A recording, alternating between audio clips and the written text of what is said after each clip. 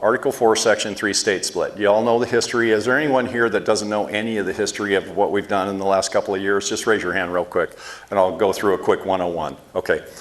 A couple of years ago, we decided to use Article 4, Section 3 of the United States Constitution because that is the only lawful constitutional way to separate from an existing state. And it says essentially, no state will be formed from an existing state or two adjoining states unless the state legislature agrees and Congress agrees.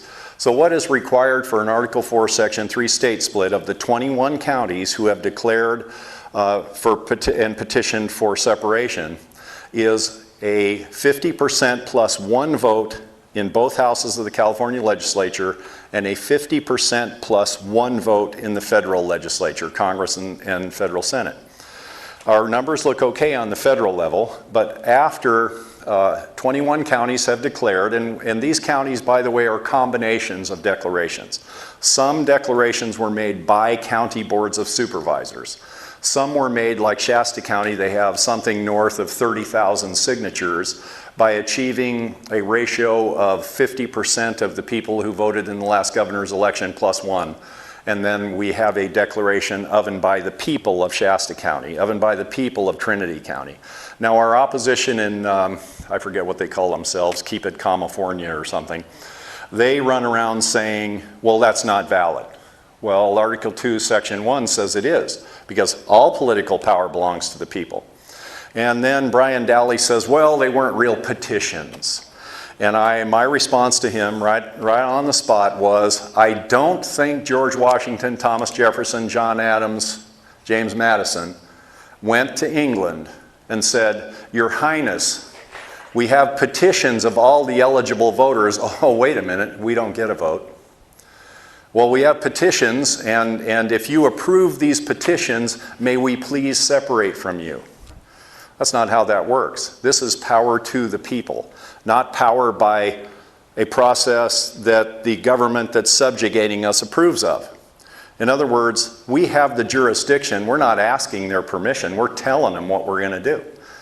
So we have since then attempted through phone calls, emails, letters, personal visits, and so on, to 120 legislators in the state of California. Now, would you like to know whether 38% of the landmass of California has representation? Not one single one of those 120 people, men and women, will even allow us to explain our position. They don't even want to hear it. One Los Angeles state senator said to me, the only reason you want Jefferson is because you want our water. Look, I'll tell you, we're all laughing. I'm laughing myself, but isn't that the reality? Whose water is the water that passes through this county? It's not yours. The way things work now, it is theirs. And that's what we're trying to remedy.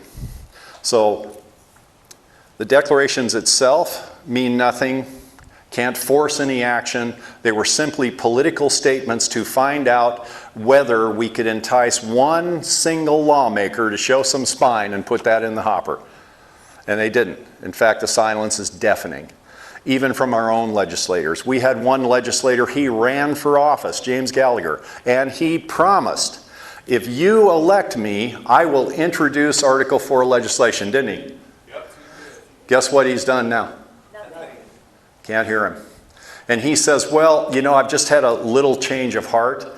And you know, I love that. When I go buy a car, I would love to be able to get 2 months into the contract and say, you know, I've had a little change of heart about that payment. But they'd take the car. Oh, and unfortunately, we can't take James's job back that easily, but what we can do is make it hot for him in the next election, right? That's what we do.